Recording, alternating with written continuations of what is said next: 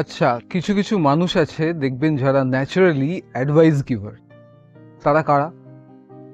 কেনই বা তারা উপদেশ দেয় লোকেদের? তাদের কাছে কোনো সমস্যা নিয়ে আসুন বা নাই আসুন, বা যদি তারা কারোর সমস্যা শুনতে পায় বা জানতে পারে, তো তারা তাদেরকে ন্যাচারালি অ্যাডভাইস দিয়ে থাকে। তো এটা তাদের ইনবর্ন নেচার।